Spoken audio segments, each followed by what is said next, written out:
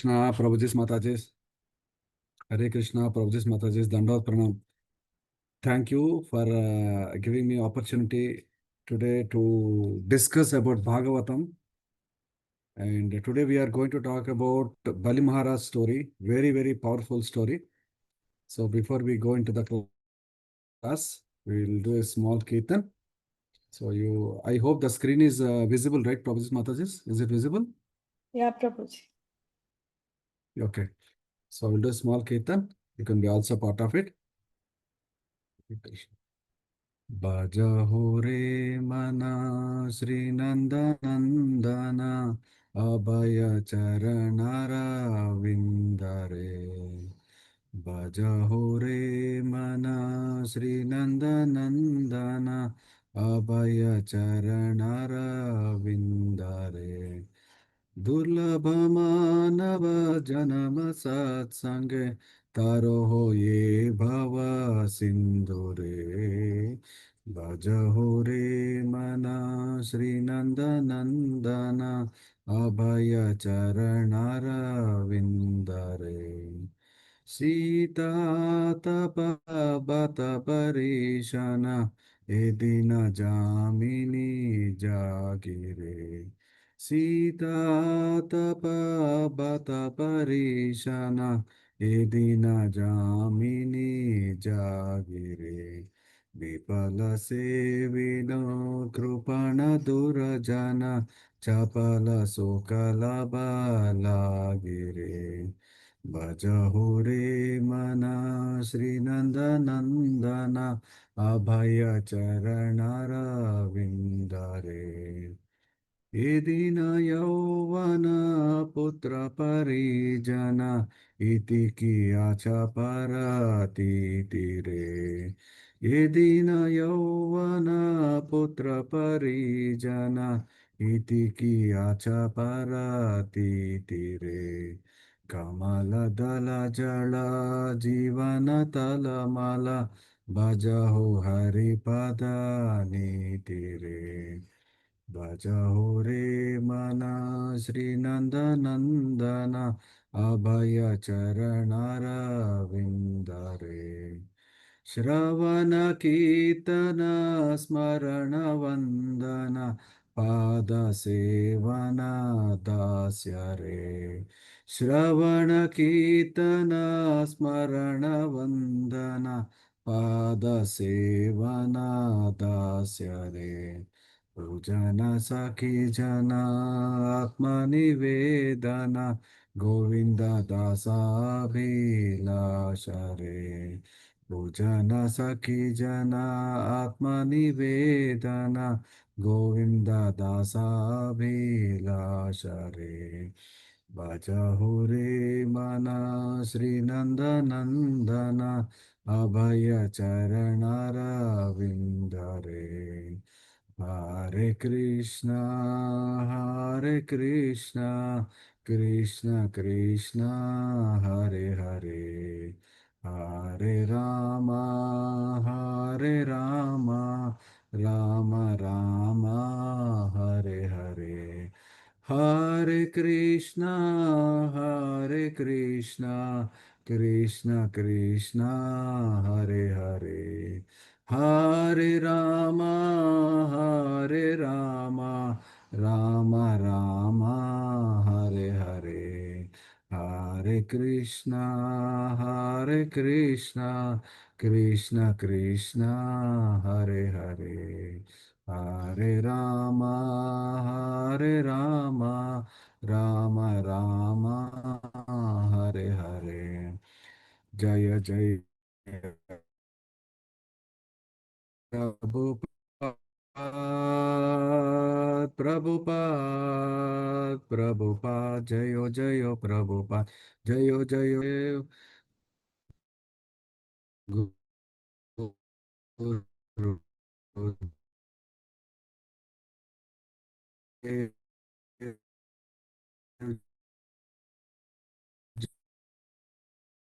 Jayo Jayo Guru Dev. So Mataji's my internet is showing little unstable. Is my voice audible, Mataji? Is it clear? You are audible, Prabhuji. audible. My screen is also clear, Mataji. Are any problem Yes, there? yes. Then I'll switch off my Yes, yes, video. no problem. Okay, good.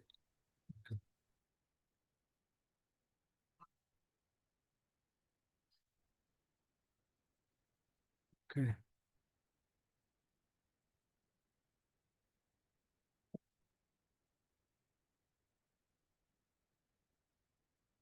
So first of all, welcome everyone.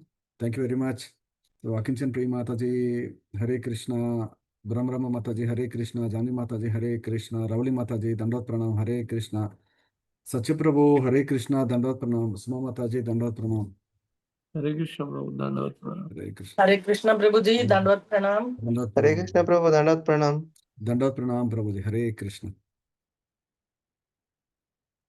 So we have to finish 19 slokas today, Prabhuji. So I will go little fast without wasting much time.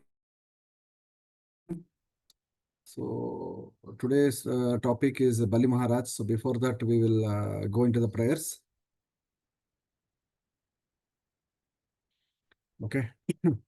ॐ अज्ञानतिमिरान्धस्य ज्ञानाञ्जनशलाकया चक्षुरुन्मिलितं येन तस्मै श्रीगुरवे नमः श्रीचैतन्यमनोभीष्टं स्थापितं येन भूतले स्वयं रूपा कदा मह्यं ददाति स्वपदान्तिकं वन्देऽहं श्रीगुरुं श्रीयुतापदकमलं श्रीगुरुं वैष्णवांस श्रीरूपं साग्रजातां सहगणा रघुनाथान्वितं तं सजीवं साद्वैतं सावधूतं परिजनसहितं कृष्णचैतन्यदेवं श्रीराधाकृष्णपादान् सहगणा ललिता श्रीविशाखान्वितांश्च हे कृष्ण करुणा सिन्धो दीनबन्धो जगत्पते गोपेश गोपिका कांता राधा कांता नमस्तुते तप्त कांचन गौरांगी राधे वृंदावनेश्वरी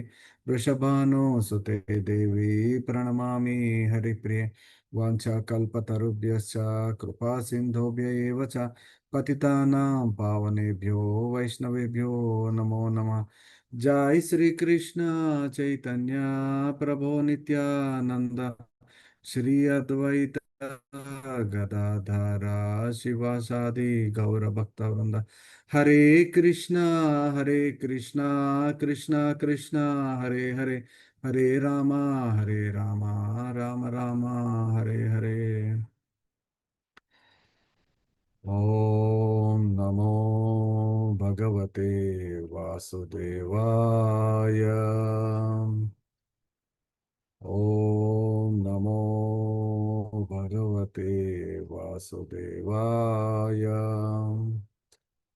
ॐ नमो भगवते वासुदेवाय नारायणं नमस्कृत्य नरं चैव नरोत्तमं देवीं सरस्वतीं व्यासं ततो जयमुदीरयेत् नष्टप्रायेषु अभद्रेषु नित्यं भागवत सेवया भगवते उत्तमश्लोके भक्तिर्भवति नैष्टकी कृष्णाय वासुदेवाय देवकी नन्दनाय च नन्दगोपकुमाराय गोविन्दाय नमो नमः नमः पंकजनाभाय नमः पंकजमालिने नमः पंकजनेत्राय नमस्ते पंकजांग्रये नमो महावदन्याय कृष्णप्रेमप्रदायते कृष्णाय कृष्णचैतन्य नामिने गौरत्विषे नमः नमो ब्राह्मण्याय देवाय गोब्राह्मणहिताय च जगद्दिताय कृष्णाय गोविन्दाय नमो नमः नमः ॐ विष्णुपादाय कृष्णप्रस्थाय भूतले श्रीमते भक्तिवेदान्त स्वामिनीति नामिने नमस्ते सरस्वती देवे गौरवाणी प्रचारिणे निर्विशेष शून्यवादी पाश्चात्य देशतारिण श्री अद्वैत गदाधर शिवासादि गौर भक्तवृंद हरे कृष्णा कृष्णा कृष्णा हरे हरे राम राम राम हरे हरे कृष्णा कृष्णा कृष्णा हरे राम राम हरे कृष्णा कृष्णा कृष्णा हरे Ram Ram Ram Hare Hare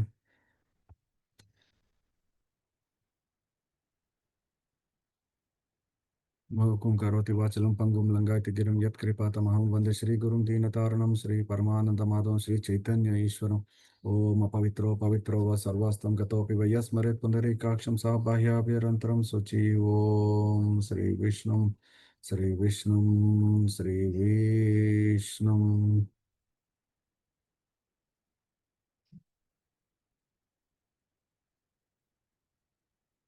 Okay, good.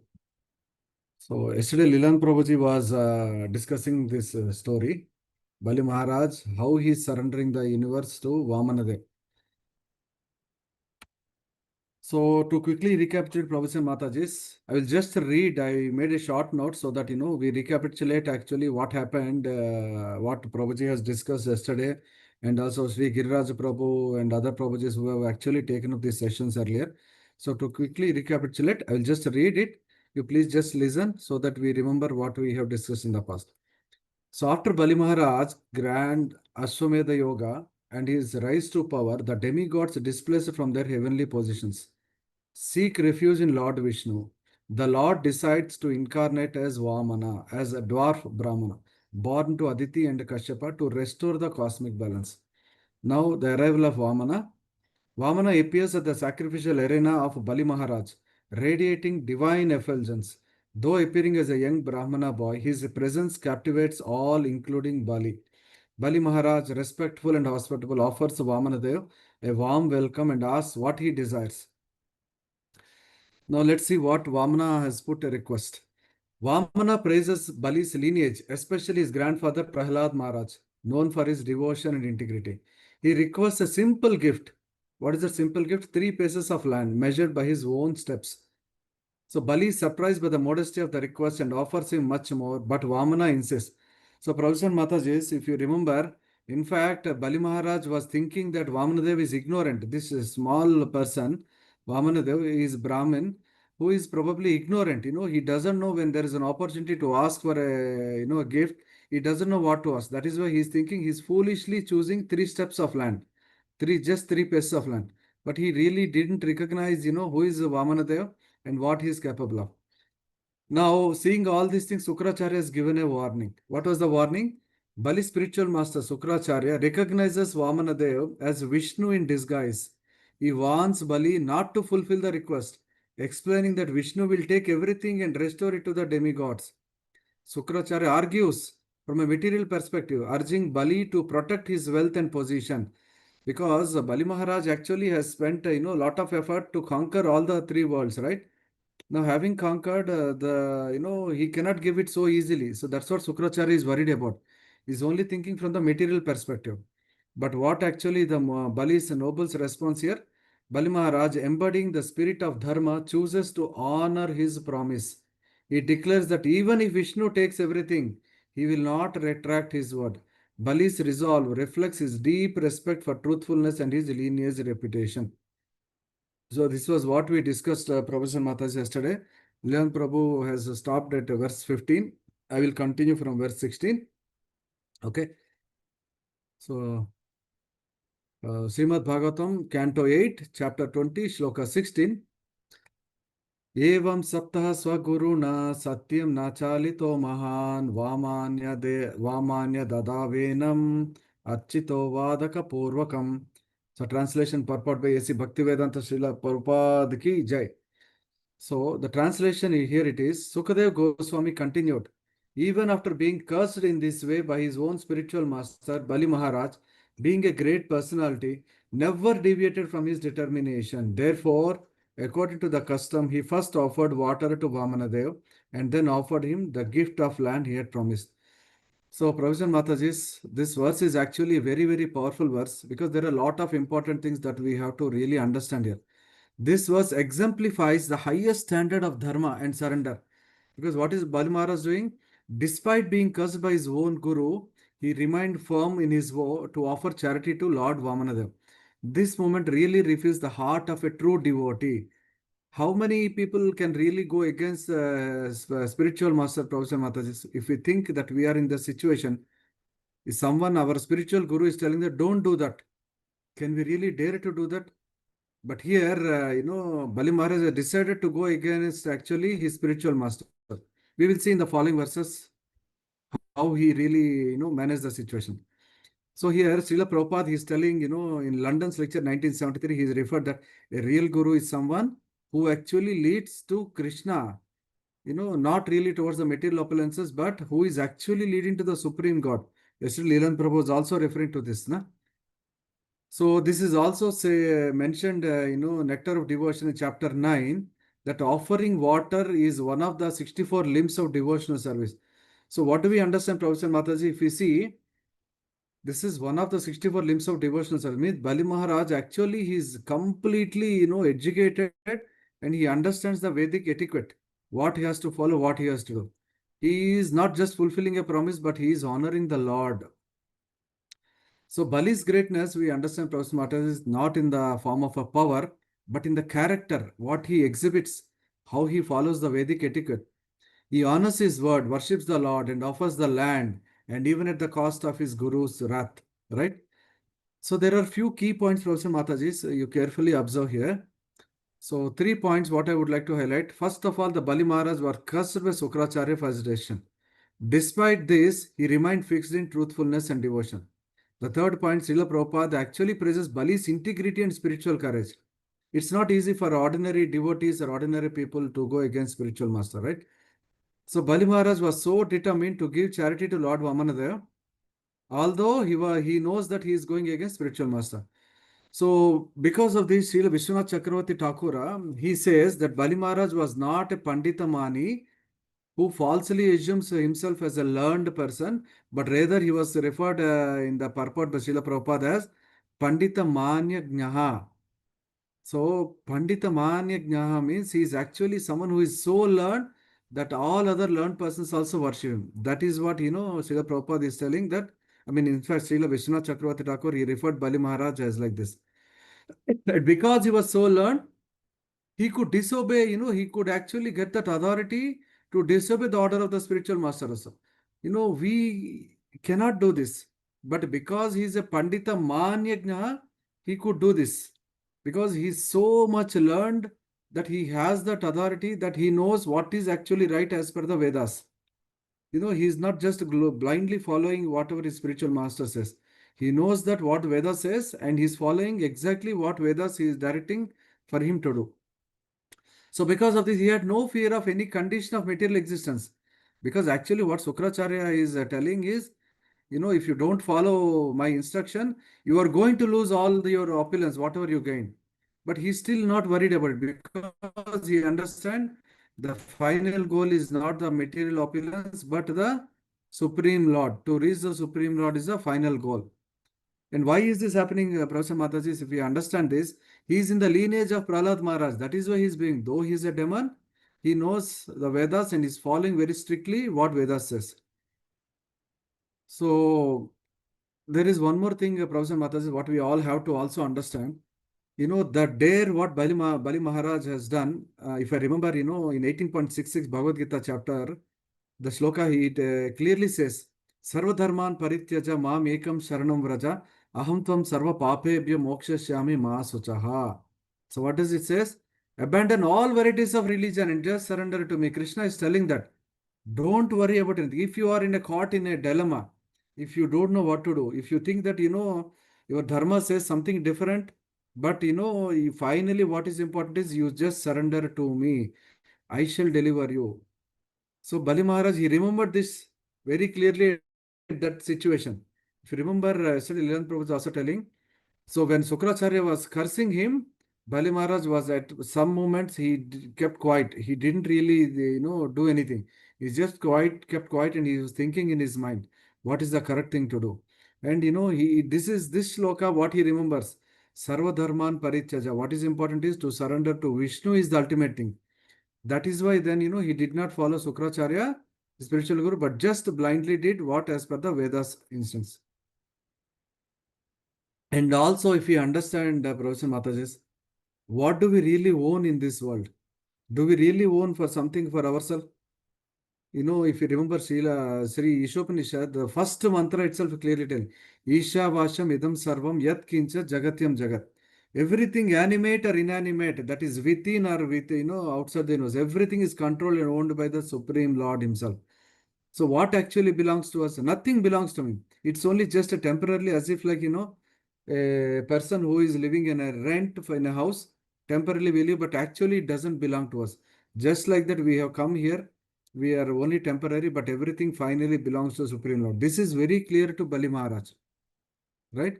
That is the reason actually he clearly followed that as per the Vedic etiquette. He decided to go against the spiritual master, and then he offered first water to Vamanadev, because this is the Vedic etiquette, and finally then offered the gift of the land, what he promised to Vamanadev. So we'll go to the next shloka, Professor Mataji. Any question here, Professor Mataji? Can I go to next shloka?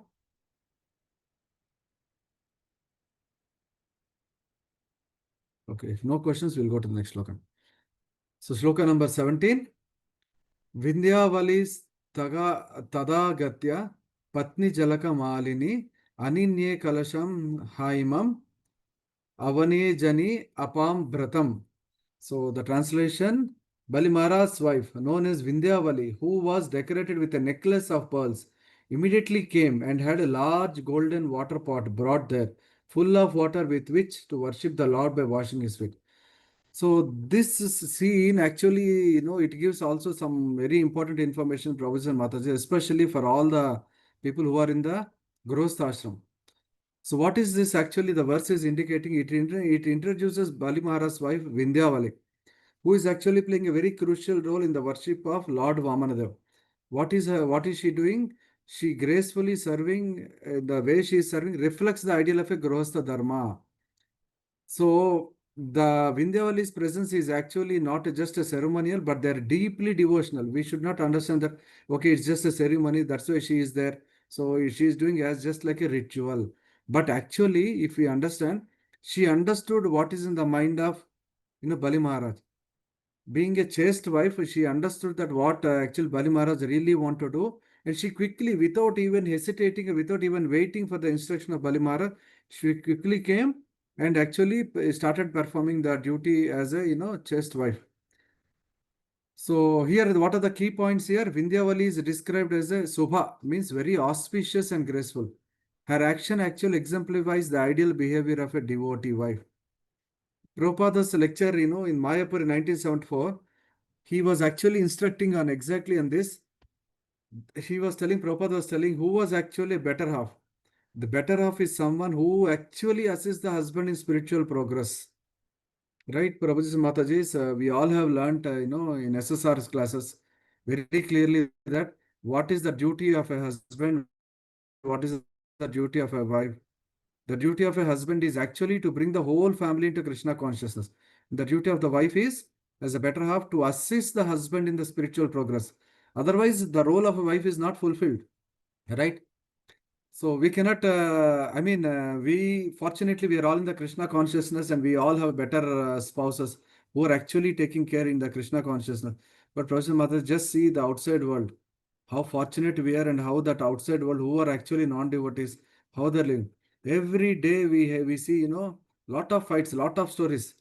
The husband and wife try to fight for the, authority. I am also earning like you. Why should I do this job? That is the reason, even at midnight, 12 o'clock, we see the Swiggy, what is that other thing? Tomato, not tomato. Lilananda Prabhu said so many times tomato, I even forget the actual name, Zomato. Zomato. And all these things, they are going round and round. No one is ready to cook because everyone is so tired, so fed up with this materialistic world. They are tired, they don't want to do cooking because cooking is like, inferior job. So better to order food outside and eat. So we are very, very fortunate, Professor Mataji, by the really mercy of Lilananda Prabhu and Anu Mataji. Today we are all having such a big satsang. And today we are able to discuss this Bhagavatam. Such a nice opportunity for all of us.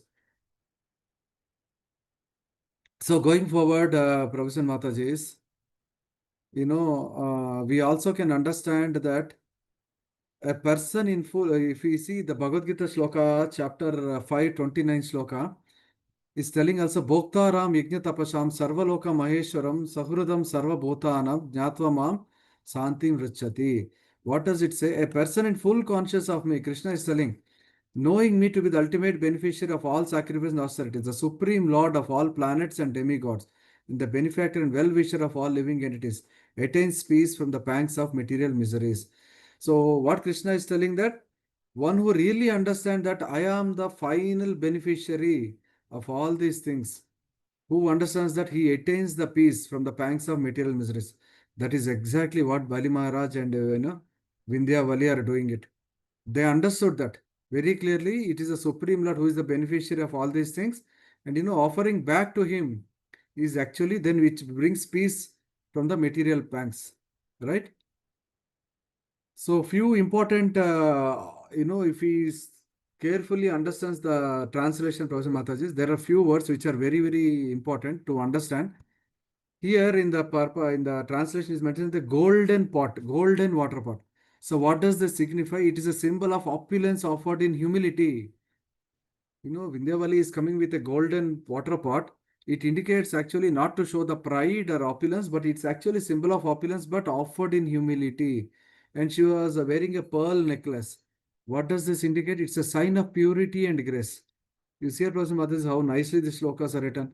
Every word is so meaningful, which gives actually so much of depth meaning.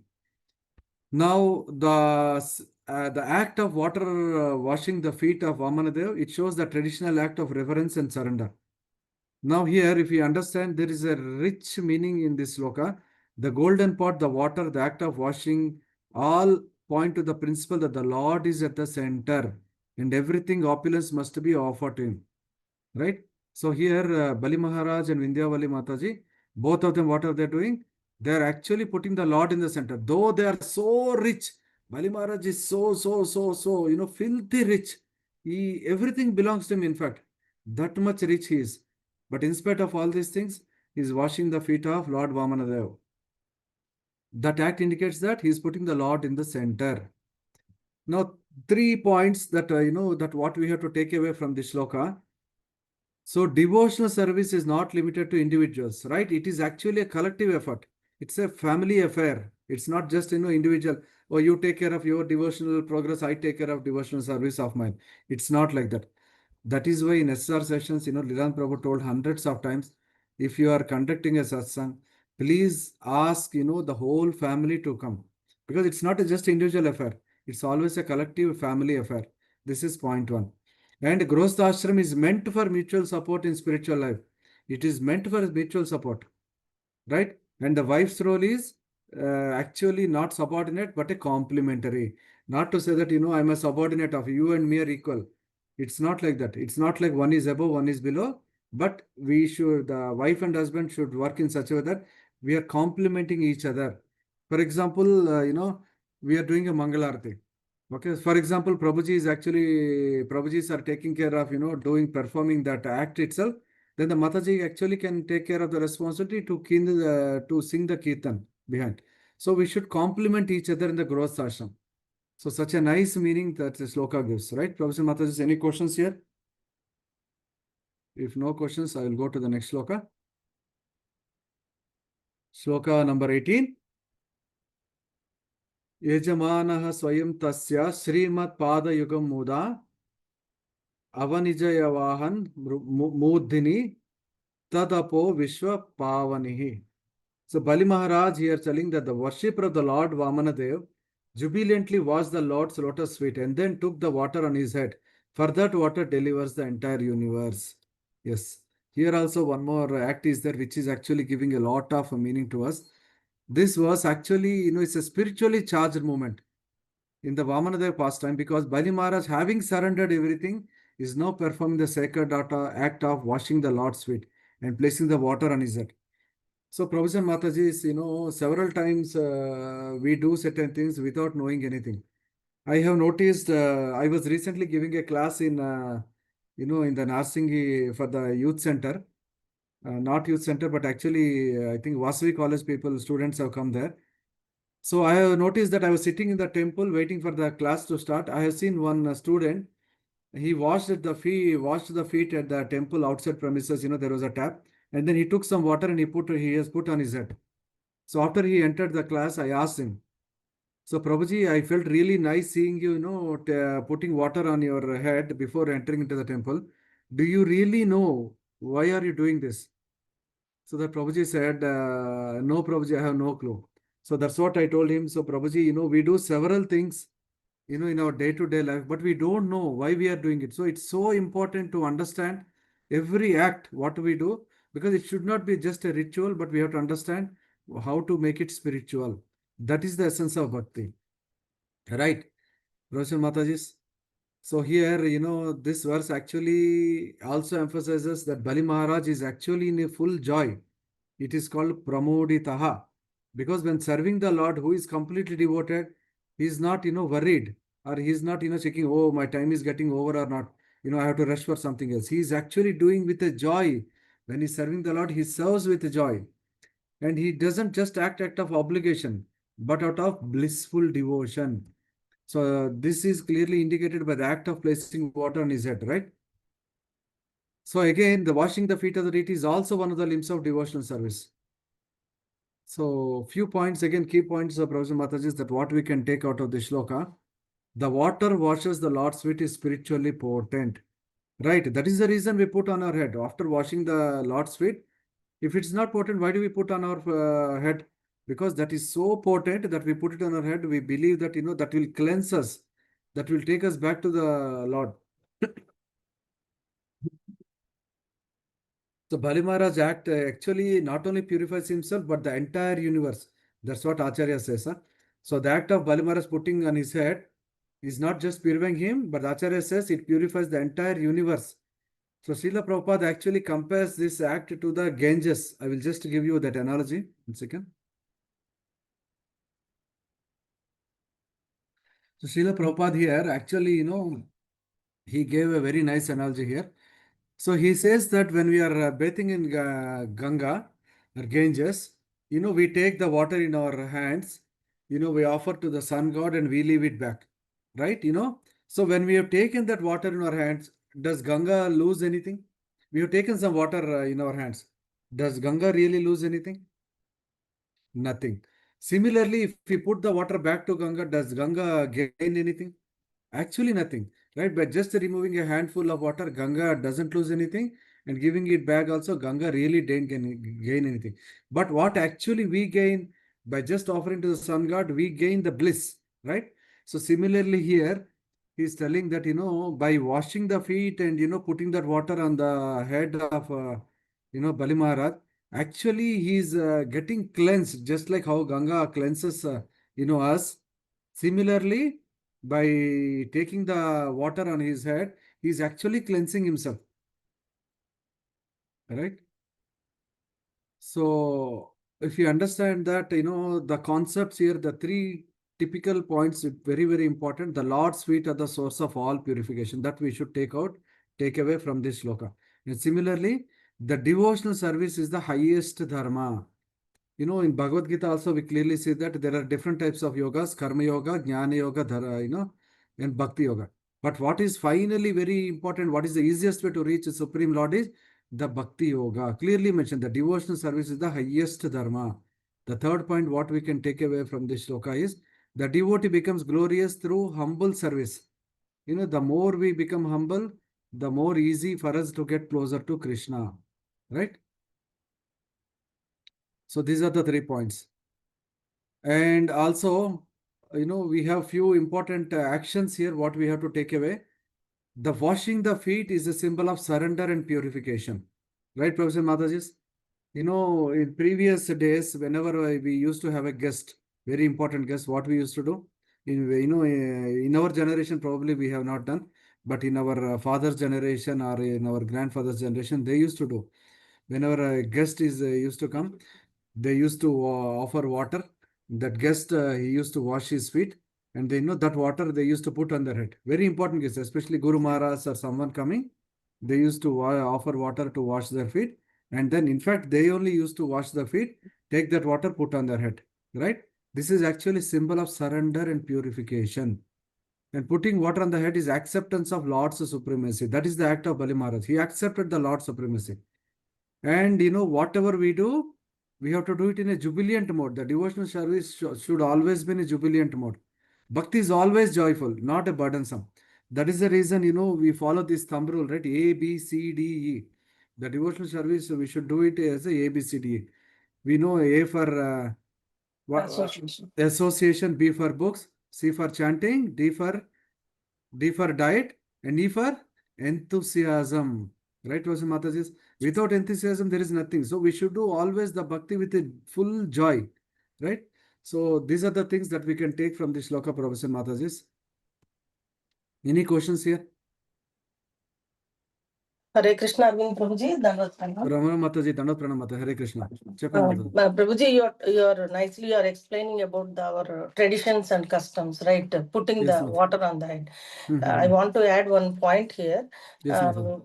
Even in the marriage also, when the boy comes, the girl's father first he washed the feet of that boy and Yes, they took the bridegroom. water on the head. It is there in our Tradition. tradition. Yes, Mata. Actually, I mean, very limited knowledge I have, Mataji. But you know what happens actually in the marriage, they don't really see them as a bride and a bridegroom, but they see really as a Vishnu. The Vishnu is standing in front, right?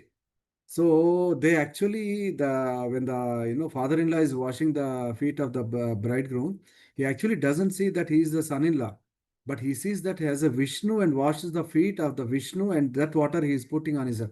Actually, that is the intent behind.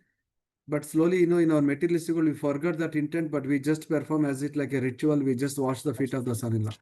This Yes, is the Prabhu. limited knowledge I have, Mataji.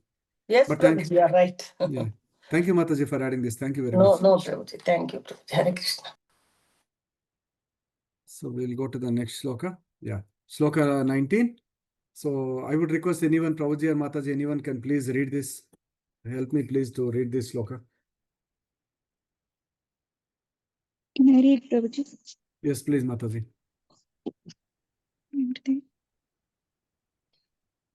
तदा तदा सुरेन्द्रं दिवि देवतागणा गन्धर्वविद्याधरसिद्धचारणा तत्कर्म सर्वेऽपि गृह्णन्त आर्जवम् प्रसूनवर्षैर्ववृषुर्मुदान्विता.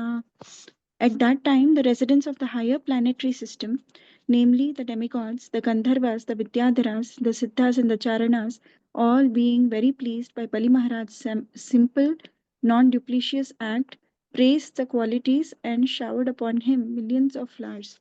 Srila Prabhupada translation ki jai.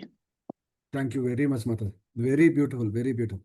So this verse, what it is telling again, if you see Professor Mataji, it's giving a divine movement of affirmation. Bali Maharaj's act of surrender is not just acknowledging by the Lord, but it is celebrated by the residents of higher planetary systems also. All the demigods, everyone is so happy with his act. So his truthfulness and devotion becomes a cause of universal joy. So who is happy here? Not just Bali Maharaj, but the complete universe is so happy. They're celebrating this. So millions of flowers they're putting from the top, millions of flowers, right, Professor Mataji? So this verse also shows, a devotee, how he should act with integrity and devotion. Even the celestial beings rejoice. Bali's surrender is not just seen as a defeat. Here, actually, there is a very thin line which we have to carefully understand, Professor Mataji. The spiritual masters, he's actually seeing it as a Bali's defeat, because he's seeing that, Ramanadev is none other than Supreme Lord, right? He has come to defeat Bali Maharaj. That is how he's seeing it. But other side of the perspective, if you see that, everyone is seeing it is actually victory for Bali Maharaj, because, he has become the best devotee of the Lord, right? He's actually glorified and as a victory of Dharma. See the perspectives, Professor Mataji. This we will see in the coming shlokas also, how the different perspectives, how devotees see and how non-devotees see. So the key points here, Professor Mataji, is we should understand a Vaishnava should possess Brahminical qualities. What type of qualities? Brahminical qualities. What are they? Satya, Sama, Dama, Titiksha and Arjava. What are they? Satya we all know, truthfulness, right? What is Sama? Sama means peacefulness. Damaha means self-control. Tapaha means austerity. Saucham is purity. Arjava means honesty. So where do these words come from? These words actually they come from Bhagavad Gita Sloka, chapter 18, Sloka 42. What does it mention there? Samo damas tapah saucham, kshanti rarjavam evacha, Jnanam Vijnanam Astikyam Brahma Karma Swabhavajam. So what does it indicate? Peacefulness, self-control, austerity, purity, tolerance, honesty, knowledge, wisdom, and religiousness. All these are the natural qualities by which the Brahmanas work. So since Bali Maharaj is the highest Brahmana here who knows the Vedas also really perfect, he's actually the purest Vaishnava here. So he is able to exhibit all these qualities. That is one of the important key message here. So that is the reason, all the demigods and sages recognized his greatness. In fact, Srila Prabhupada also, emphasizes so much that all such acts are universally appreciated. So Prabhupada highlights that the simplicity and sincerity in the devotional service are more valuable than elaborate rituals. So Prabhupada stresses very clearly that, we don't need to sit in front of altar for hours and hours telling that, okay, Krishna, Krishna. But we have to, whatever we do, even if we are spending 5 minutes, we have to be very simple and so sincere in our devotional service. How many hours we have spent, in front of altar is not important, but how much sincere and how much devotional we are, whatever the amount of time we are spending in front of Krishna, that is what is important. So here Bali's act was so pure and thus it is attracting complete divine appreciation. Right, Professor Mataji? So here again we have to carefully observe there are certain symbols of, there are certain elements which we can understand the depth meaning of it. Showering of flowers, what does it indicate? It's a symbol of divine approval. So why someone will shower flowers when Maharaj visit our Bhakti center, we shower flowers from the top, from the first floor. Why do we do it? It's a symbol of divine approval. We approve that Maharaj's knowledge, we approve the Maharaj's devotion towards the Supreme Lord, right? So it's a symbol of divine approval here by all the demigods and from the people living in the higher planets to the Bali Maharaj. And the praise that they are doing from the celestial beings, it indicates the recognition of his spiritual heroism. So why it is called as a spiritual heroism? Its word, the heroism is coming because for the reason he acted against his spiritual guru. That is why this act is exhibited as a spiritual heroism. And this word, there is a specific word Srila Prabhupada uses, it's called Harsha Samplutaha. That means it's overwhelmed with joy. Bhakti evokes bliss. Srila Prabhupada is very nicely observing, each and every word here in the shloka. He's so clearly, explained to all of us for our better understanding. So the flowers and praises are not gestures, Professor Mataji, as we discussed. It indicates the affirmations of the Bali spiritual victory. So three important topics that what we can take here, Professor Mataji, from this shloka, to my understanding. Devotion transcends material calculation. Right here, because Bali Maharaj preferred devotion in spite of the material calculation. Oh, if I do this, what is that I am going to gain? What is that I am going to lose? He didn't do any type of material calculation. He just gave the prominence to the devotion. So that is one of the key concepts that we have to understand from this shloka. Second one, the recognition by the demigods. What does it reflect? It reflects the spiritual success. It reflects the spiritual success of Bali Maharaj. Right? When we are really, really, when we are getting a recognition by demigods, it means that we are successful, right? That is the reason we do, a lot of pujas, punaskaras, all these things. That means why? Because we want to please the demigods. So Krishna has clearly told that, whatever we offer to the demigods also finally goes to him only. And third point, what we have to understand, the non-duplicious behavior. That is also important point here. It is mentioned in the translation. Non-duplicious act. Non-duplicious act means non-duplicious act behavior is the hallmark of a devotee. We should not act like, something like half-hearted. We should act completely non-duplicious. We should not have something else in mind and do something else outside. So here Bali Maharaj is exhibiting the non-duplicious behavior. So these are the 3 points that we can take from this shloka. So I'm rushing a little bit fast, Professor Mataji, because if you have to finish 19 slokas, I need to rush a little bit. But anywhere, if I'm going fast, please tell me. I will go a little slow. No, Prabhuji, we are understanding. You are explaining nicely. Okay. Thank you, Mataji. Good. So we'll go to the next sloka. Mataji, you're singing so nice slokas also. I would request you, please, Mataji, can you please continue reading the slokas? Sure, Prabhu. Thank you, Mataji.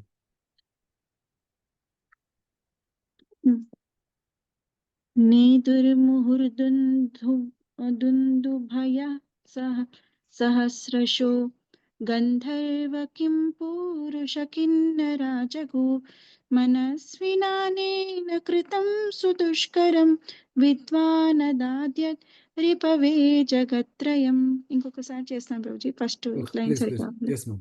నేతుర్ముహుర్దుందుభయ సహస్రశో గంధర్వ కిం పూరుష కిన్నరాజగో मनस्वनानेन कृतं सुदुष्करं विद्वानदाद्यत् रिपवे जगत्त्रयम्. Translation by Srila Prabhupada ki jai.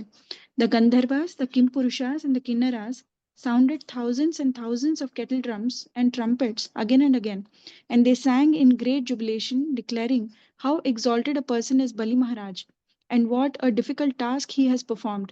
Even though he knew that Lord Vishnu was on the side of his enemies, he nonetheless gave the Lord the entire three worlds in charity. Hare Krishna. Hari Bol, Hare Krishna. Beautiful. Who can Krishna's mercy, really Prabhuji. do Krishna's mercy. such a type of act, Professor? Actually, this shloka, if you see Professor Mataji's, Bali Maharaj, he is having a very difficult task. He has performed a very, very difficult task. He is knowing that, the opposite person is actually helping the enemies. The demigods are all enemies to Bali Maharaj, right? He has conquered the Swargaloka actually. He has actually occupied the throne of Indra. He's sitting there. And now he knows that the person to whom he is offering is actually going to help his enemies. But instead of this, can we act the person if we do certain act? He was actually capturing the real awe and admiration expressed Gandharvas, Kimpurushas, Kinnar, though it is meant giving everything to his opponent. So even though he knows that Lord Vishnu was on the side of his enemies, he nonetheless gave the Lord the entire three worlds in the charity. This is not ordinary act, Professor Mataji. This verse is highlighting the transcendental nature of Bali Maharaj's surrender. He didn't act out just ignorance. He is not ignorant, Professor Mataji. We should understand this. Let us not think that he is ignorant. That is why he just without thinking he just did that act. It's not like that. He knew the consequences. Yet his devotion actually outweighed all material considerations. We have discussed also in the last sloka. His devotion has surpassed everything in his mind. He didn't think of anything. His only thing that the act of charity should be done in devotion. He's doing it with utmost devotion to Vamanadeva. Right? So some key points we will understand out of this shloka, Mataji. So Prabhupada is actually emphasizing that Bali Maharaj surrender is not a blind. I mean, we just understood that. It was completely full conscious and courageous act. So Professor Mataji, 1 second. Padma is my video on, Professor Mataji? Is it coming? No, Prabhuji. Okay, 1 second. I'll switch on the video, Professor Mataji. If the internet is not working good, let me know. I'll switch out the video. Okay. Sorry. So here, he clearly telling Srila Prabhupada is telling it was an act of full conscious and courageous act from Bali Maharaj. Right?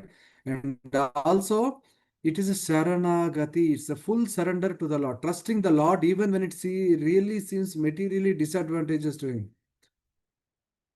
So when I remember this Sharanagati, actually, just before we started the class, I was looking into our DCS group. I found Anumataji has sent some session that is going to happen in Govardhan Eco Village, I think in the February month next year. Sharanagati. Such a beautiful word, Sharanagati. We all are craving for Sharanagati. But we are still, worried and fighting actually got really entangled in this materialistic world. But final goal for all of us is Sharanagati, surrender. And that's what Bali Maharaj has really done this act.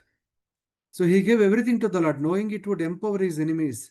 So Srila Prabhupada praises him to the highest standard of devotional integrity. Again, if we remember, Bali Maharaj is again remembering the same thing. Sarva dharman parichaja mamekam sharanam vraja. That's what he has done simply. He has left everything. He did not remember anything other than just surrendering to the Lord. Right? Again, there are certain symbols what we have to understand out of this sounds. The thousands of kettle drums, trumpets, again and again, they're all singing in with great jubilation. What does it indicate? It's a symbol of divine celebration. When they repeatedly praising, they sang again and again in great jubilation. What's Bali Maharaj? The type of respect they developed, even though demigods are not happy with Bali Maharaj because he conquered them, but this act of him has actually brought him lot of respect from the demigods also. And the recognition of, and here Srila Prabhupada mentioned it's a difficult task. So what does it indicate? It acknowledges the spiritual heroism of Bali Maharaj, right? So, this every small word of Srila Prabhupada, what he translated, has got a depth meaning here. So, there are three concepts what we can take from this shloka, Prabhupada Mataji. First point, the devotion transcends the dualities like friend and enemy. So, here it is something very important for all of us to understand. For most of us, actually, when there is an enemy in front, normally we try to avoid the enemy, or at least, even though we are talking to that person as an enemy, we don't want to do anything good to him. Right? This is very much, human nature. But here, you see here, when you are really in a devotion, the devotion really transcends the dualities. That means you don't see opposite person is a friend or enemy, but you see only devotion is important. This is one of the concepts what we can take. Second one is the Lord is beyond party lines. He will not say, oh, you are a friend or you are enemy, let me help because you are my friend. You are my enemy, so I will not help you. So the Lord is beyond the party lines. He is the ultimate benefactor. Everything, whatever we do, everything ultimately goes to him only. Third one, true surrender means giving everything. Everything, whatever we have, everything. Even when it seems irrational also, whatever act we do, everything finally we surrender to the Lord. That is what the true surrender means. Right? So these are all very, very simple shlokas, nothing complicated. So we go to the next shloka. Yeah. So again, Mataji, I request again, Mataji, please, can you please continue? Or anyone else, if someone wants to read the shloka, please. Okay, Deepa Mataji, please, I request you. Yes, Prabhuji. Please treat me as a service to you, Prabhuji. Yeah. Thank you, Mataji. Hare Krishna. Tadvamanam rupamavarthataabhutam. Sorry. Tadvamanam rupamavarthataabhutam. Hareranantasya gunatrayatmakam. Bhukham disho dvyaur vivarapayodhayas. Triyanritivarashayo yadasata. Tadvamanam rupamavarthataadbhutam hareranantasya gunatrayatmakam bhukham dishodryaur vivarapayodhayas tiryanritivarashayo yadasata. Translation by Srila Prabhupada ki jai. The unlimited Supreme Personality of Godhead, who had assumed the form of Vamana, then began increasing in size, acting in terms of the material energy until everything in the universe was within his body, including the earth, the planetary systems, the sky, the directions, the various holes in the universe, the seas, the oceans, the birds, beasts, human beings, the demigods, and the great saintly persons. Hare Krishna. Thank you, Mataji. Hare Krishna. So here, Professor Mataji's, please listen carefully. I'm going to ask one very interesting question almost to the end. Very, very interesting question. Probably many of us, might not have thought in that direction, but I will ask that question to the end. So when we are reading the translations, listen to that every word very carefully. So what actually this verse is highlighting, it is a turning point for the Vamanadev pastime. Why it's a turning point? Because after Bali Maharaj surrender, the Lord begins to expand his form. Revealing that he is not just a mere Brahmana, not, a small person, a Brahmana, how Vamanadev looks. He really looks like a small boy. In fact, he was a boy, right? But he is clearly showing, what he is, the supreme personality of Godhead. He is showing by expanding his form. His expansion is both literal and symbolic, Prabhupada Mataji. So this is not just a poetic exaggeration, but this is a literal expansion. The Lord's body is encompassing the complete creation, reminding us that everything belongs to him. Bali Maharaj offering is now visibly absorbed into the Lord's form. Because, Bali Maharaj is thinking that I have offered all the three worlds to him. But now he is thinking, he clearly understood that it is actually what he has offered is already present in the Lord. Right? That is how he is expanding himself. So Srila Prabhupada is highlighted, few key points out of the shloka. He's saying that Lord expansion is using his material energy, Prakritim Gunaya. So we know that, we have that internal and external energy. So here Krishna, Supreme Lord Krishna is using the Prakritim, the material energy is expanding. And by doing this, what he's showing? He's showing that everything in creation is actually situated within the Lord's body only. This expansion is demonstration of his supremacy and ownership, right? So this is also mentioned in Bhagavad Gita shlokas, I think it's sloka 9.4. It says, Maya tatam idam sarvam jagat avyakta murtina matsthani sarva bhutani na chaham teshva avastitaha. What does it mean? By me in unmanifested form, this entire universe is pervaded. Entire universe is pervaded in me only. All beings are in me, but I am not in them. So he's telling very clearly, all beings are in me only. Very clearly is telling that. And that's what today Bali Maharaj actually is seeing very clearly in front of him, right? So there is also another sloka continuing to this. He also says that Nacha mat sthani bhutani pasyame yogam aishwaram bhuta brum nachai bhutasto mamata bhuta bhavanaha. What does it says? And yet everything that is created does not rest in me. Behold my mystic opulence. Although I am the maintainer of all living entities and although I am everywhere, I am not a part of this cosmic manifestation. For myself is the very source of creation. Right, Professor Mataji? So here also very important word we all should understand. Krishna is clearly telling that I am the source of this complete creation, but I am not a part of it. He's clearly, though I created everything, I am not a part of it because everything is coming from me.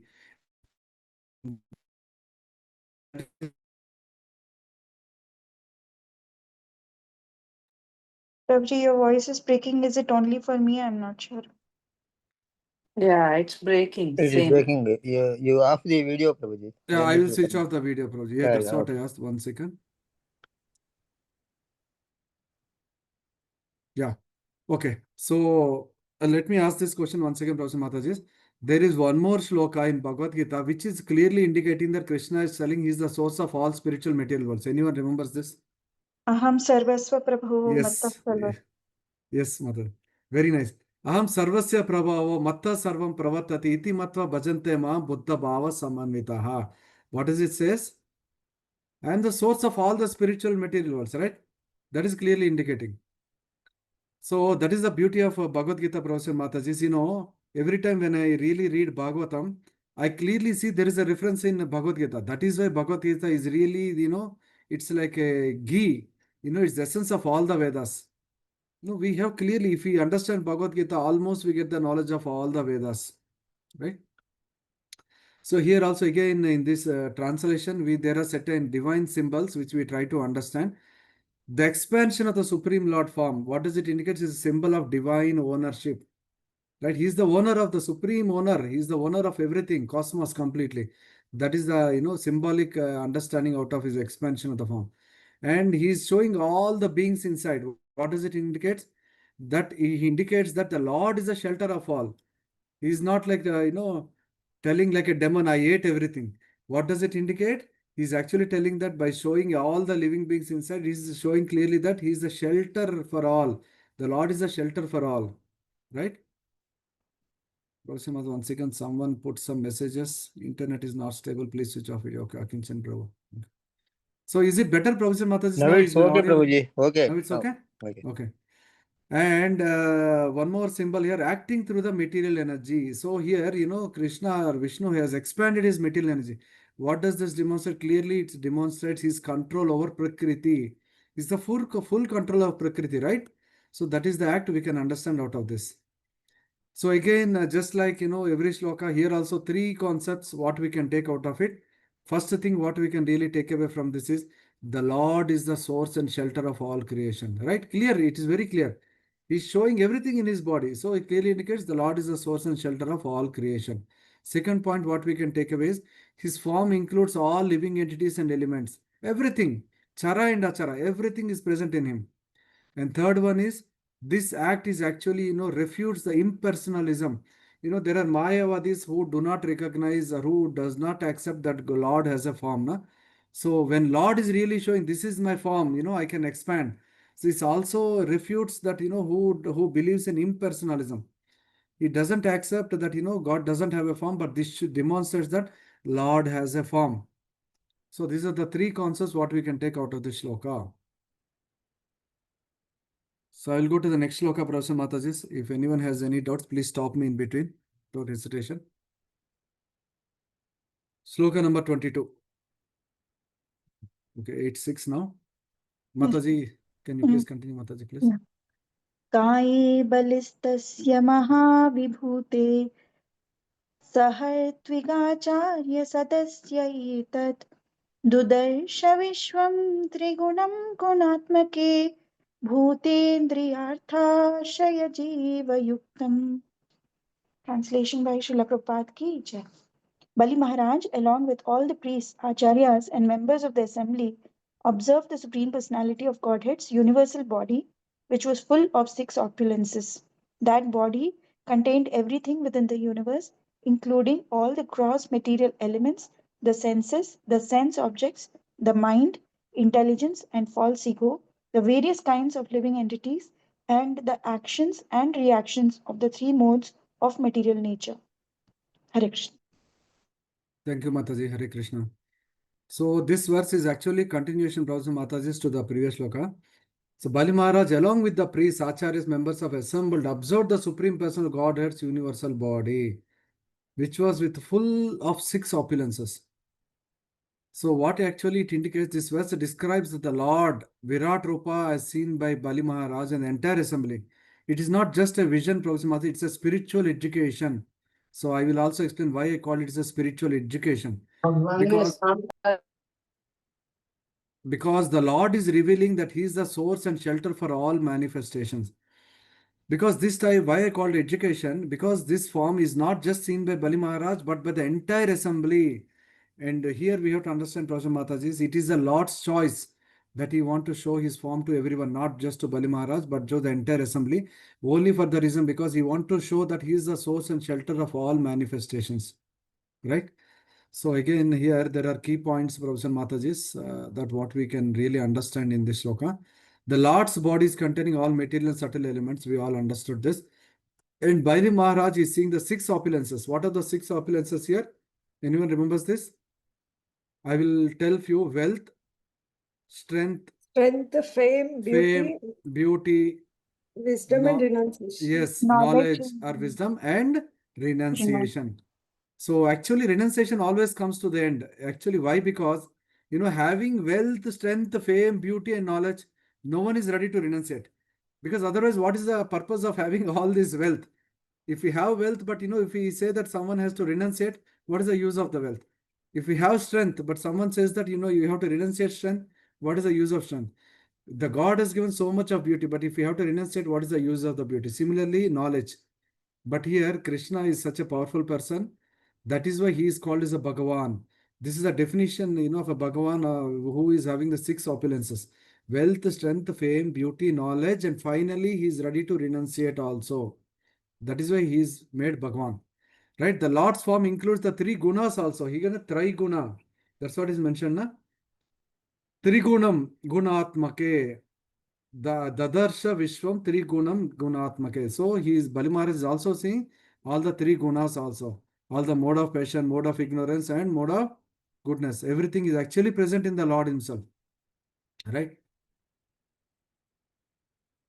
So here Prabhupada is clearly telling that this form is not just the Lord's highest manifestation, but it is a powerful way to help conditioned souls understand His all-pervading nature. So who are all the conditioned souls here?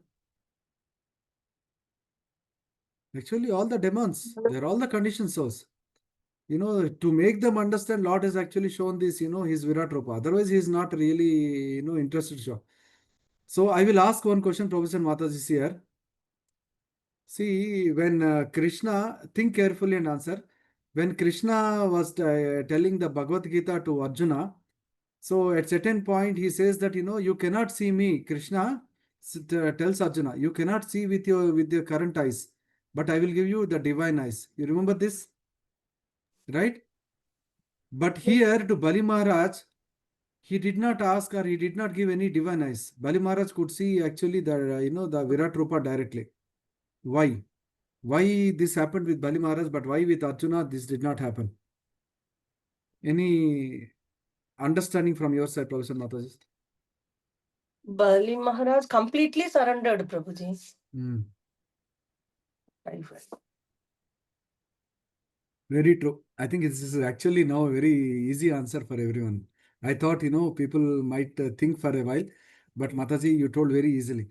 Actually, for me, when I had this question yesterday evening when I was preparing the slides, I was thinking myself, for Arjuna, actually, he asked, you cannot see with your eyes. I should give the divine eyes. But Arjuna is the most dearest friend to the Supreme Lord. But in spite of that, having Arjuna said that, I surrender myself as a devotee to you, Krishna. But having said that also, why Arjuna did not develop that eyes? He completely surrendered after seeing the Vishwarupa. He came to know how. No, in about chapter the 2, if you see Mataji, he surrenders himself. Huh? He Yes, clearly says that. Prabhuji. Yeah, now I'm surrendering myself, Krishna. Please let me know what should I do. Right? But if you see that Arjuna, the whole Bhagavad Gita, when Krishna was telling that, the whole duration, actually Arjuna was still in a dilemma to fight or not. He was still materially obsessed because, the opposite side are my relatives. He was still thinking, what is actually my duty? Should I do it or not? He was in a dilemma.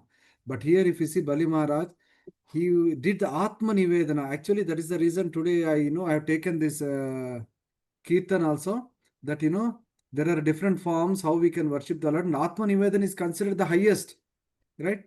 Smarana, Vandana, everything. And after that, finally comes the Atma Nivedana. Atma Nivedana, that's what Bali Maharaj has done. Bali Maharaj, that is why he's, he is really praised for that. He had the highest peak of devotion here, right? That is why for someone who is at that level of Atma Nivedana, that person actually as devotee doesn't require any divine eyes specially.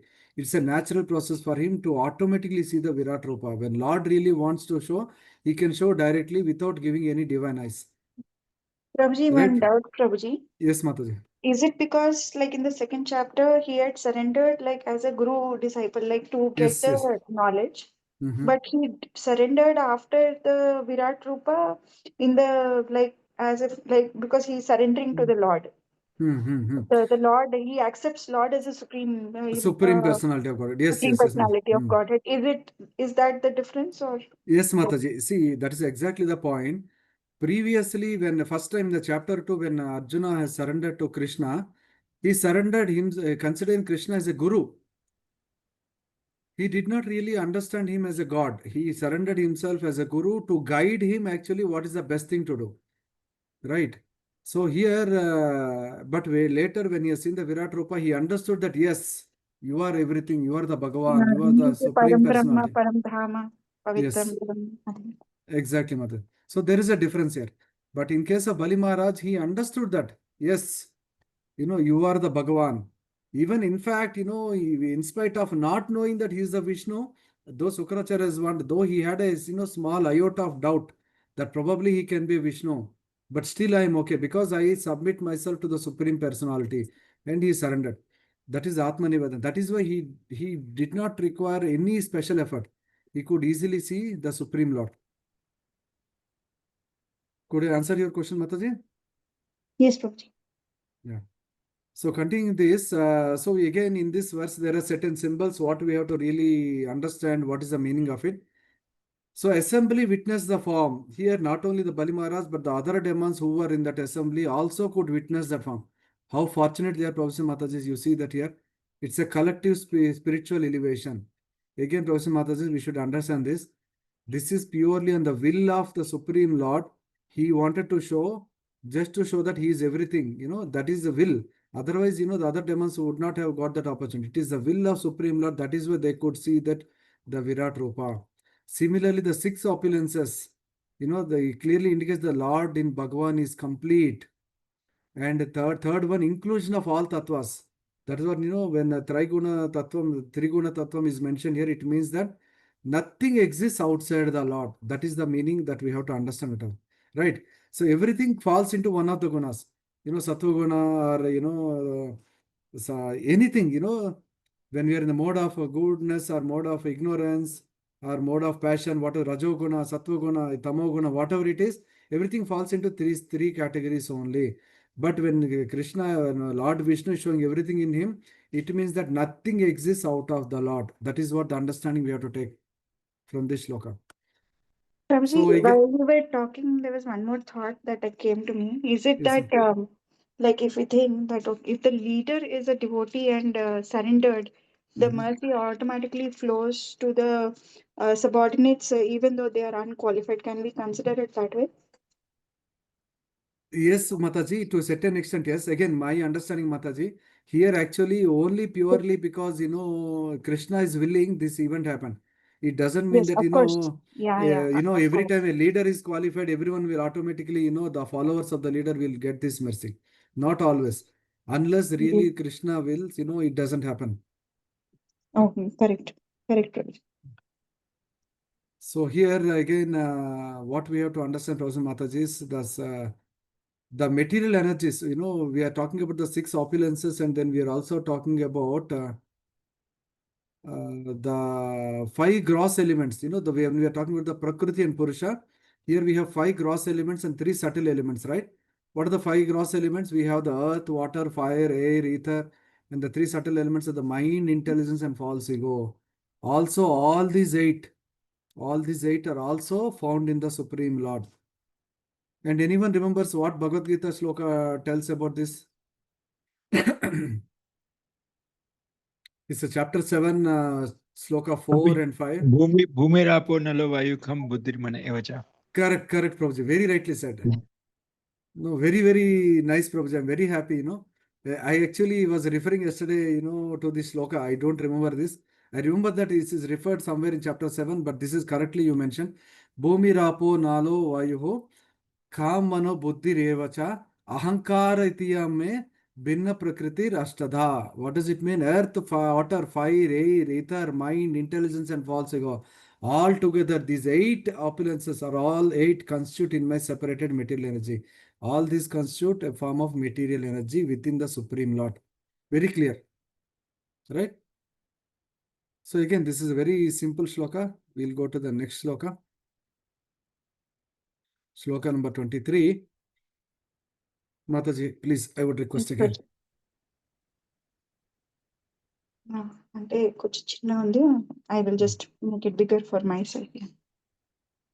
रसाम् अचष्टाङ्घ्रितलेऽथ पादयोर् महीं महित्रान् पुरुषस्य जङ्घयो पतत्रिनो जानुनि विश्वमूर्तेर् ऊर्वोर्गणं मारुतम् इन्द्रसेनः. Translation by Srila Prabhupada ki jai. Thereafter, Bali Maharaj, who was occupying the seat of King Indra, could see the lower planetary systems, such as Rasatala, on the soles of the feet of the Lord's universal form. He saw on the Lord's feet the surface of the globe, on the surface of his calves all the mountains, on his knees the various birds, and on his thighs the varieties of air. Hare Krishna. Thank you, Mataji. So if you see here, Lord is expanding and, Bali Maharaj could see something. So what is actually here is showing in the Virat Rupa. Now Bali Maharaj is fully surrendered and is, granted a vision that confirms the Lord all encompassing nature, right? That is what he is actually seeing. The lowest planetary system. Rasatala means the lowest planetary system, right? Rasatala, Talatala, Patala. So all the lowest planetary systems, where is actually seeing? Is actually seeing below the knees. So if you see what are all he's saying, the symbolic things, what we have to capture here. The Lord's body is containing all the planetary systems and the living entities. This is confirmed. Rasatala and all the lower planetary systems are seen as the realms, are seen on his feet of Lord Vishnu. The Lord's form is not just imagined, but it is real and encompassing. Now let's understand actually what each part of the body, showing what actually on the Lord's body. The feet, it is showing the Rasatala. which is actually the lowest realms which are under the Lord's control. The calf muscles, where the calves are there, it is actually showing the mountains, where it is showing and it is indicates the stability and the strength of the Lord. The knees, it is showing the birds. So what does this indicate? It indicates the freedom and movement for the Lord. The thighs, it is showing the air. So air indicates the vitality. The vitality and the life force itself is the air, right? So these are the symbolic indications that we can take out of this verse. And 3 points quickly what we can take out of this verse. The Lord is the source and shelter of all locusts, which is very clear. His body is the cosmic map of creation. It is very, very evident for all of us. The third one, what we can also understand is seeing the Lord's form is a result of pure surrender. This point comes again and again because this is a very important point of this Bali Maharaj story. Seeing the Lord's form is a result of a pure surrender. If we are fully surrendered, then definitely it is possible that we can see the Lord. So I think nothing complication. Again, we'll go to the next sloka because time is also running very fast. I have to cover really a lot of slokas remaining. Okay, sorry, I skipped 2 slides. Okay. Okay. Let me go to the one slide before. Okay, sloka number 24. Mataji, please. Sandhyam vibhorva sasiguhya aikshad prajapatin jaghani atma mukhyan nab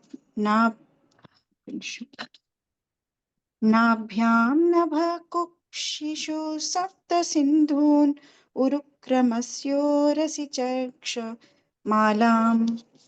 Translation by Srila Prabhupada ki jai. Bali Maharaj saw beneath the garments of the Lord, who acts wonderfully, the evening twilight. In the Lord's private parts, he saw the Prajapatis, and in the round portion of the waist, he saw himself with his confidential associates. In the Lord's navel, he saw the sky. On the Lord's waist, he saw the 7 oceans, and on the Lord's bosom, he saw all the clusters of stars. Hare Krishna. Thank you, Mother. So to quickly, what we can understand out of this sloka and translation, Professor Mataji, if you see the Lord's garments represent the twilight. So what is twilight? Twilight is basically the transition of, the day to night or night to day, right? That's what the twilight. And what does this twilight indicate? It symbolizes the transitions in time, right? So that is what we have to understand the key point here. And what else Bali Maharaj has seen? He has seen Prajapatis. Where is he? In the Lord's private parts, he could see Prajapatis. Who are the Prajapatis, Professor Mataji?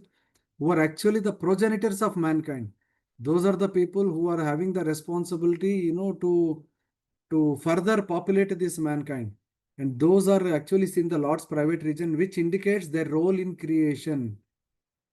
And what else he has seen? Bali Maharaj sees himself and his associates in the Lord's waist. So Bali Maharaj, he could see himself and also the other associates of him on the Lord's waist. What does it indicate? It shows that even powerful kings are part of the Lord's body. And what does he have seen in the navel? The navel represents the sky, the waist, the oceans, the chest, and the stars. Right? All this he could see. So quickly, the elements, the symbols, what we can take out of it. The twilight actually indicates that Lord is able to control, or he has the capability to control the time and the transitions. Fully the time is under Lord's control. Now Prajapatis in private parts, what does it indicate? That creation itself emerges from the Lord's potency. Now the Bali Maharaj on the waist, what does it indicate? It indicates that all the rulers, even the powerful rulers are part of the Lord's body only. The navel actually indicates the sky. So how the sky is so vast, the vast is the navel of the Lord also. The waist part, it indicates oceans. The chest is showing completely the stars. That means it is a clear indication that the Lord is a cosmic map. Right? These are all so symbolically, ఎంత చక్కగా వర్ణించారంటే so beautifully depicted. We cannot imagine the beauty, the acharyas, when they have written such type of beautiful slokas and beautiful translations, we can understand how much divine feeling they have in their hearts for the Lord. Otherwise, such beautiful descriptions do not come. Right, Professor Mataji? So we'll go to the next sloka. So this is actually quite big sloka. In fact, this is 5 slokas, Professor Mataji. So let's not go into the sloka. I will read the translation directly. Just hear to me carefully. I think that is sufficient. It's clearly explained. So, my dear king, translation purport by Srila Prabhupada ki jai. My dear king, On the heart of Lord Murari, he saw a religion. On the chest, both pleasing words and truthfulness. In the mind, the moon. On the bosom, the goddess of fortune, with a lotus flower in her hand. On the neck, all Vedas and all sound vibrations. On the arms, all the demigods, headed by King Indra. In both the ears, all the directions. And on the head, the upper planetary system. On the hair, the clouds. In the nostrils, the wind. On the eyes, the sun. And in the mouth, the fire. From his words came all the Vedic mantras. On his tongue was the demigod of water, Varunadeva. On his eyebrows were the regulative principles, and in his eyelids were day and night. So when his eyes were open, it was a daytime, and when the eyes were closed, it was nighttime. On his forehead was anger, and on his lips was greed. O king, in his touch were lusty desires, in his semen were all the waters. On his back was irreligion, and in his wonderful activities or steps was the fire of sacrifice. On his shadow was death. In his smile was the illusory energy, that means Maya, and on the hairs of his body were all the drugs and herbs. In his veins were all the rivers, on his nails were all the stones. In his intelligence were Lord Brahma, the demigods and the great saintly persons, and throughout his entire body and senses were all living entities, moving and stationary. Bali Maharaj thus saw everything in the gigantic body of the Lord. In fact, Professor Mataji, the complete description of the Lord is completely given. Every part of the body, it signifies something or the other, right? Actually, there is nothing much to explain here. So we can go through all the 5 shlokas. We have already understood. So Bali Maharaj is seeing everything in the Lord's body. What is the conclusion here, Professor Mataji? What we can take here is what we have to understand. Bali Maharaj is at the epitome of Bhakti, Atma Nivedan. So he is really at the epitome of Bhakti. So it is natural for someone at this stage to be able to see the Supreme Lord without any special eyes. So the Lord body is a cosmic map of creation. That is one takeaway that we have. And all principles, dharma, time, emotion, elements, everything is situated with him only. Bali Maharaj's vision is a reward of pure surrender, and devotion reveals the truth behind the universe. These are the few takeaways from these 5 shlokas. I think this is clear, nothing much to explain. We will go to the next shloka. Mataji, 30th shloka. Yes, Prabhuji. 30 karan. One second. Yeah. सर्वात्मनीदं भुवनं निरीक्ष्य सर्वे सुराकश्मलमापुरङ्गा सुदर्शनं चक्रमसह्य तेजो धनुश्च शाङ्गं स्तनयित्नुघोषम्. Translation by Srila Prabhupada ki jai. O king, when all the demons, the followers of Maharaja Bali, saw the universal form of the Supreme Personality of Godhead, who held everything within his body, when they saw in the Lord's hand his disc known as the Sudarshan Chakra, which generates intolerable heat, and when they heard the tumultuous sound of his bow, all of these caused lamentation within their hearts. Hare Krishna. Thank you, Madam. Professor Mataji, if you allow me, there are 4 more shlokas left. Can I finish it in next 10 minutes? Please do, Prabhuji. Yeah. Thank you. Please, Prabhuji, go ahead. Thank you, Madam. So here, shloka 30, what it is showing? It is showing the Sudarshan Chakra, which generates intolerable heat. So I will tell you, Professor Mataji, Sudarshan Chakra represents the Lord's power to destroy irreligion. So here, if you see, when the demons were actually, they were really worried. The last line of translation, if you see, all of this caused a lamentation within their hearts. So who is actually having this lamentation, Professor Mataji? It is actually the other demons other than the Bali Maharaj. Because so far, if you remember, it is clearly explained, Bali Maharaj is in ecstasy, he is in a joy, he is performing everything in joy. After seeing the Virat Rupa, he is completely overwhelmed. But on the other side, what is happening with other demons? They are having a lamentation within their hearts. So who will have that type of lamentation within their hearts? People who are still obsessed with the material world will have lamentation. If you remember, Professor Mathis, I would again take you back to the Bhagavad Gita. So Arjuna, when he has seen Virat Rupa, what was actually his expression to the end? He was completely scared. He was worried. Krishna, I am not able to see you in this form. Please, you come back to your original form. I would be happy. This is the same type of feeling even the other demons are having. They are having such a type of lamentation hearts that, oh my God, what is this actually? Because this lamentation comes because of our still attachment with this material world. It's the same thing happened with Arjuna also. This is my understanding, Prabhuji Mataji. You can correct me if I'm wrong. This is the same thing happened with Arjuna also. He was actually having a type of a lamentation, feeling that I cannot see this form. This is actually too horrible to really accept this. So because he developed that feeling, because he is still attached to this material world, he was still not completely convinced that he has to do his dharma. Right? So similarly, that is what happened to the other demons, that when they are seeing that Sudarshan Chakra, all the demons actually started lamenting, seeing the Lord's weapons. They are scared, they are worried. But the other side, how a devotee sees that these Lord weapons and all these things are actually coming to protect me. Whereas the demons, they're saying that, oh, they came to destroy me. You see, Professor Mataji, is how a devotee and a non-devotee sees it. The same instrument of the same weapon of a Lord, the devotee and non-devotee can see them as a different. That is the beauty of this sloka. So again, quickly, we will take a few points here. What we can really understand here out of this. The Lord's form evokes a different reactions based on the one's consciousness, right? How a devotee sees or how a non-devotee sees, the Lord form evokes a different reactions. That is one takeaway. Second thing, the Sudarshan Chakra is a symbol of divine justice and purification. Right? That is what is clear. When the Sudarshan Chakra, the Lord releases it, only when there is irreligion, when you want to suppress it, then only the Lord releases the Sudarshan Chakra. So that is why it is a symbol of divine justice and purification. The third one, lamentation arises when one resists surrender to the Lord. Otherwise, there is no lamentation. So here what we have to really understand is Bali Maharaj's path is not the demon's path. When we surrender, the Lord's form becomes full source of joy. When we resist, it becomes a source of fear. That is the choice is ours. So we'll go to the next sloka. My voice is coming clear, right, Matajis? Or is it breaking? Yes, Prabhuji. Okay. Okay, right? Okay. So we'll go to sloka 131. Yeah. Parjanya ghosho jalaja panchajanya kaumodaki Vishnu gada tarasvini vidyadharoshi si shatachandra yuktas Turnottama Akshayasaya Kaucha. Translation by Srila Prabhupada ki jai.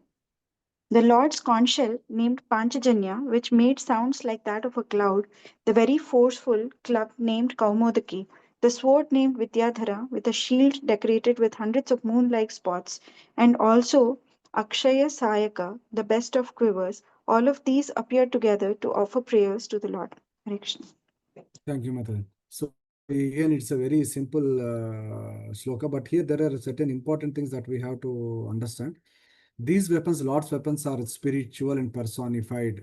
We have to underline this word, spiritual and personified. They are not just, imaginary, but they're really personified. They are not mechanical, but they act with consciousness and devotion. And third thing also, we have to understand these weapons glorify the Lord, showing their eternal service to the mode. They are not like acting like, hey, we are, the weapons of God. They are not showing the pride.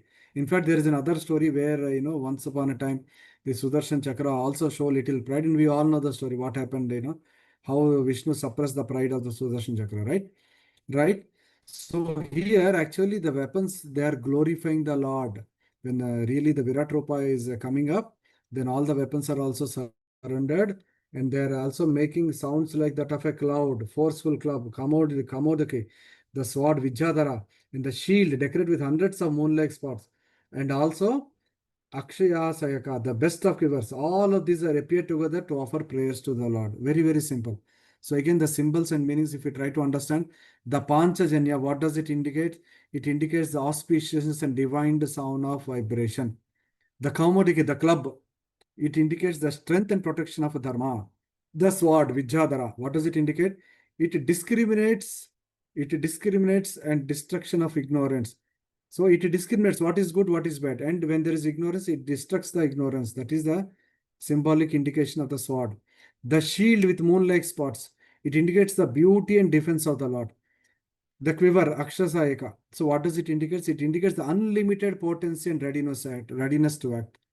Right? So much depth meaning in each and every weapon what Lord uses. So we will go to the next shloka. Shloka number 32.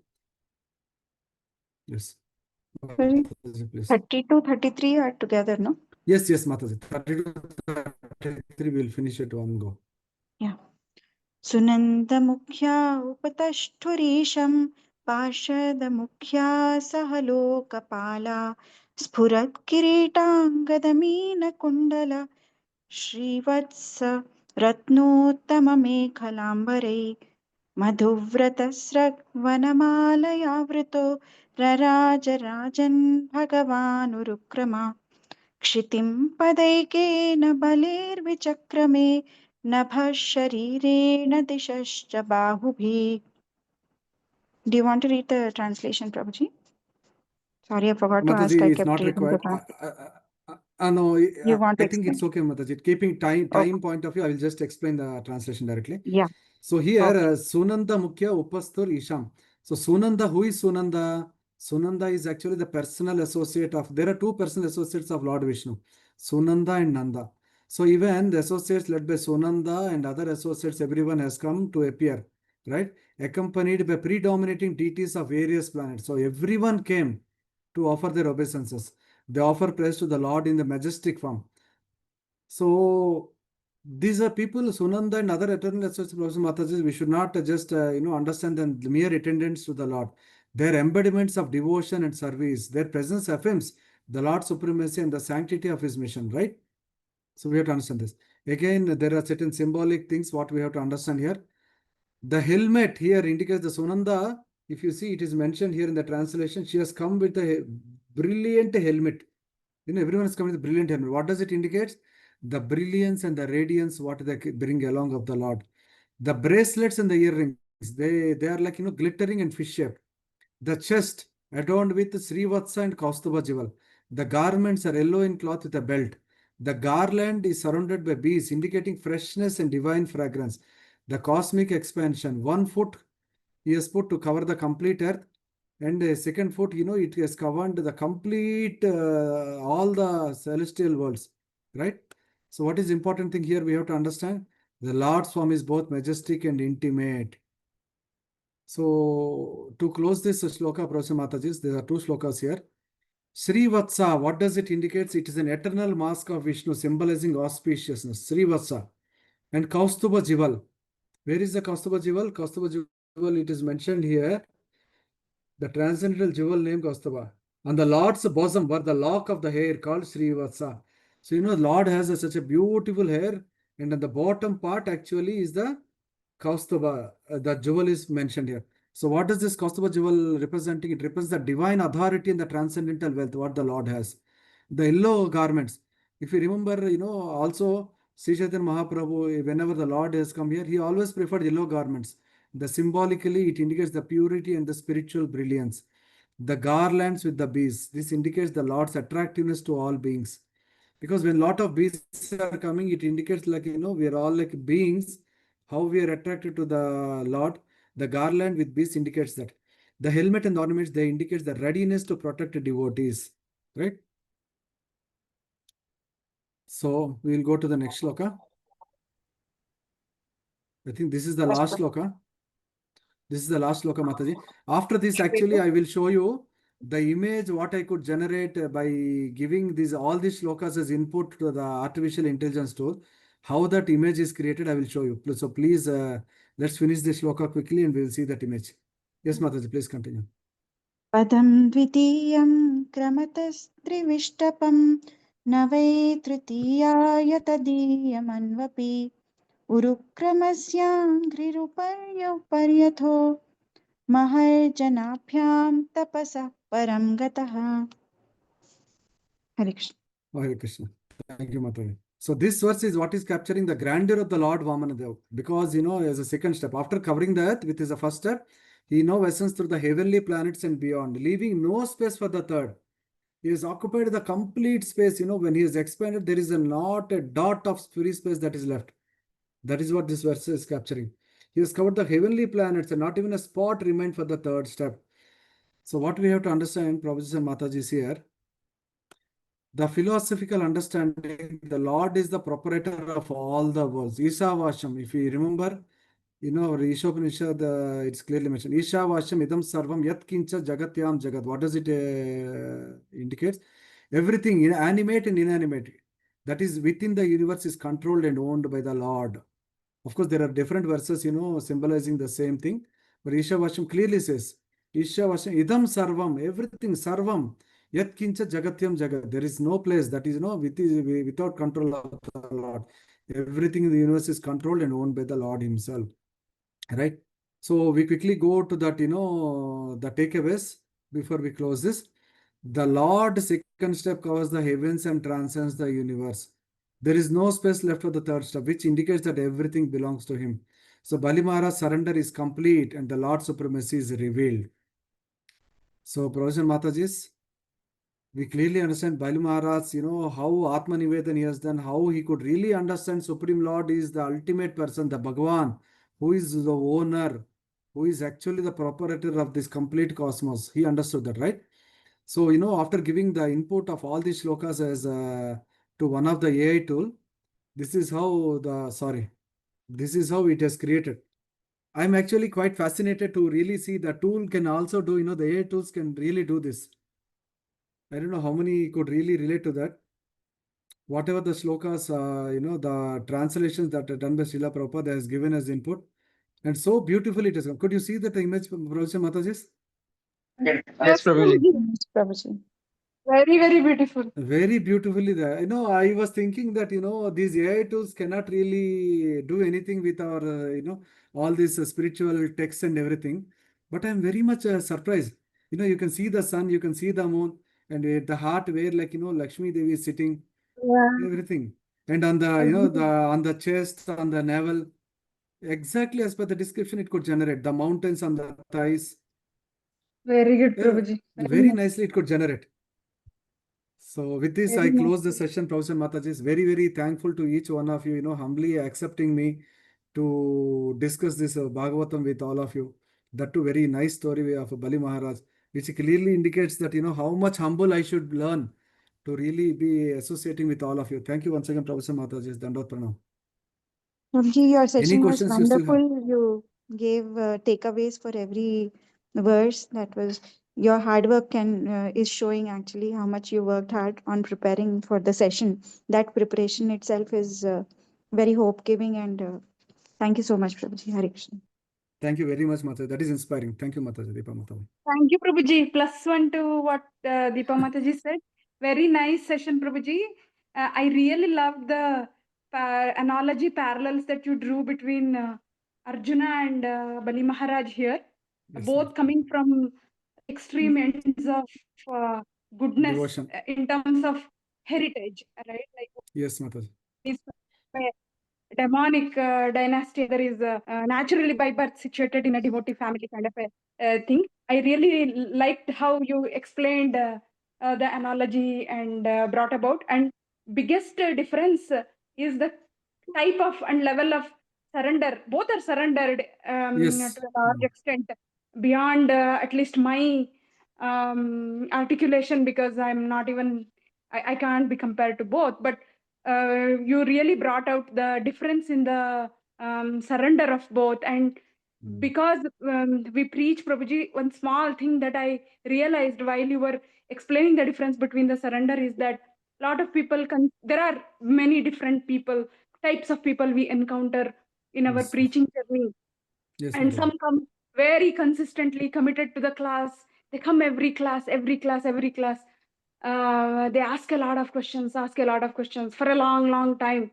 And we tend to think that, oh, these are really surrendered. And then we realize that the hardest thing for people to let go is their independence and free will to exercise whatever they want. They listen to all types of lectures that are available in the YouTube. They start Yes. giving us back adds to our lecture, not in a mood of surrender, but in a mood to augment. See, you forgot this. Yes. Yes, This Mataji. can also be understood like this. Oh, we already do this in this kind of situation. This we also know, right? Like Yes, Mataji. So it's very important to understand the level of surrender, and the real surrender happens when somebody just follows the instruction without Very true, asking Mataji. Very any true, Mataji. question or any Mm. not that asking question is bad, but the mood in which it is it is asked, and the mood in which the preacher's content is augmented or enhanced, Yes, or Mataji. supposedly augmented with an intention to augment. Yes, Mataji. So thank you, Prabhuji, so much. It's very, very good, Prabhuji. Very nice. Thank you very much, Mataji. Thank you, really. This actually inspires me, to prepare more better for next Bhagavatam sessions. Thank you very much.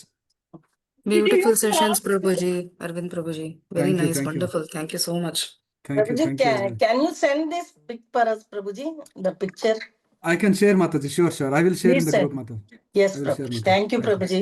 Hare Thank Krishna, you, I Mataji. have Thank you shared, so much. Mataji. Thank I you. have shared you see in Gachibowli. Already shared. Very nice. Thank you, Prabhuji. So thank you once again, everyone. I will close the session with your Hare permission. Krishna, Prabhuji. Dandavat pranam. Hare Krishna, Prabhuji. Thank you, Prabhuji. Hare Pranam, Prabhuji. Krishna. Dandavat pranam, Prabhuji. Dandavat pranam, Prabhuji.